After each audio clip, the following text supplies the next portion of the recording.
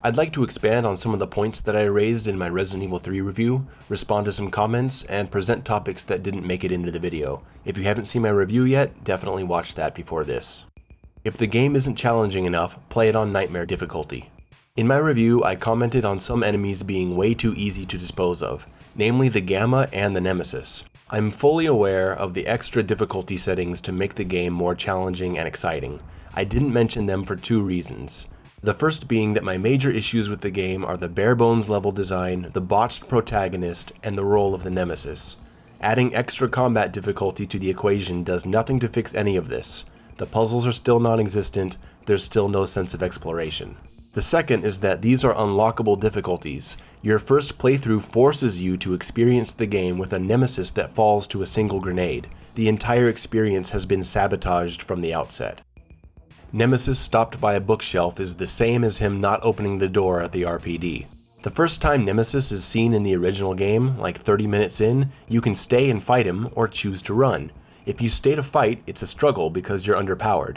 If you run, you're lulled into a false sense of security. Wow, I just ran to the next room, that was easy. If you were playing this game in 1999 after playing Resident Evil 2 the year before, you feel like he's just like Mr. X.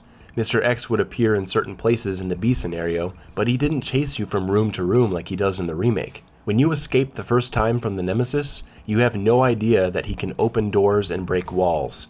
So his introduction serves simply as that, an introduction. When he later comes in through the window, if you had chosen to run away the first time, chances are you ran away this time too. And that's when you get surprised by him being able to open doors, revealing this mechanic to you and showing you that your escape plan might not be that easy. It works wonderfully with the pace of the game and the feelings they are trying to evoke in the player. You're not left to wonder why Nemesis didn't open the first door, because no enemy in the Resident Evil series up to that point had ever opened doors before. In the remake, Nemesis is introduced by breaking through a wall, immediately revealing his strength and ability to enter rooms unexpectedly. That's why having Jill stop him with a bookshelf 2 minutes later is such a horrible contradiction, and makes the entire presence of the villain unintimidating. Jill's posturing and trash talk is just like when she trash talks Nemesis at the end of the original game. We're talking about the infamous "you want stars, I'll give you stars" line. That cheesy action line was totally earned after finally completing this epic adventure. You want stars? I'll give you stars. It's a cute moment of fun. Again, it was earned. She didn't run around the whole final fight, much less the game, cursing at Nemesis, calling him a fucker. She takes the fight seriously, and it's just one line at the end. They took this iconic line and just randomly shoved it into the beginning of a scripted runaway sequence in the first act of the game. Come on, you creepy-ass stalker! You want stars? I'll give you stars! She just says it randomly and it leaves you thinking, what? And it becomes immediately forgettable. It's all a big mess. You can't have Jill cracking cheesy badass lines at your main villain in the first act. It trivializes the threat by showing that she doesn't take it seriously. This is why I hate that in the first 20 minutes of the game she calls him a bitch and Carlos calls him a fuckface. Combined with the bookshelf problem, we've completely removed the menacing nature of Nemesis. Why are you complaining about holding up? That's just how you move your character in any game. When I talk about holding up, I'm not talking about how to move the character. I'm referring to fake gameplay in horribly linear levels. I'm not against linearity. Some of my favorite games are linear experiences that are designed well around that style. Let me show you what I really mean. Look at the Resident Evil 2 remake. Mr. X appears, you can shoot him or run, and if you run, you have to decide where to go. Do you go left into the lickers? Do you go right into the zombies? Are you going to hide in a save room? Are you going to run upstairs and try to lose him? Yes, you are literally holding up to move the character, but you're also navigating the map, testing your understanding of the design of the level, using the environment, killing and dodging enemies. This scene right here is none of that. You're in a hallway with one door at the end. All you have to do is hold up and you win. You can make it through this section by using the controller with your feet, and then the entire first 15 to 20 minutes of the game is just walking forward and watching a dozen cutscenes. In this section, Nemesis appears to chase you here, but we're back in the same situation. You just have to make it to the end of the hall, to the one exit at the end. You don't have to decide where to go, just hold up and get to the end. It could have easily just been a cutscene that you watch and it would make no difference. It's like my video on God of War when I say that the first 10 minutes of the game are just holding up, carrying a tree, walking around picking up silver. You're not actually playing the game. The game is wasting your time. This kind of thing only works in very specific situations. For example, the beginning of Silent Hill 2, a game about isolation and loneliness. It begins with a very long trek through the woods. It helps you get accustomed to the controls and how the camera works, but it also serves as a way to set the mood of the game. It's great, but it's definitely an exception.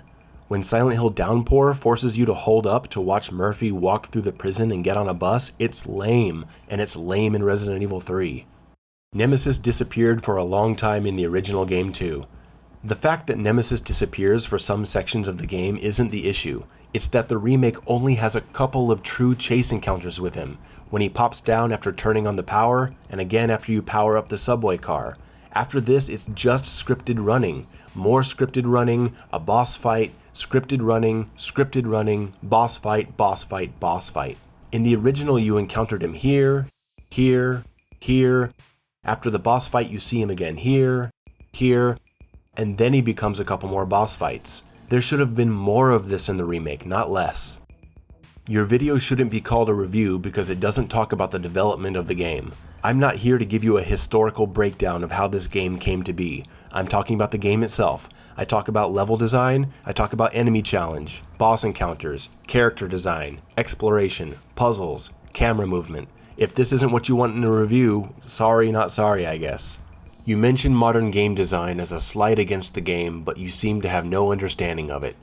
Oh, I understand it just fine, and there are plenty of modern games that I like. There's a good way to do things and a bad way, but what I mean when I say modern game design is things like QTE, QuickTime events. We used to be able to just watch an occasional cinematic in games and then get on with the gameplay. There was nothing wrong with this. Intro movie that you watch the first time and then skip the next. But modern games feel the need to have these fake interactive opening scenes to make people feel immersed in the world. And it's easy to be seduced by the pretty graphics and cinematography and forget that you're not actually doing anything.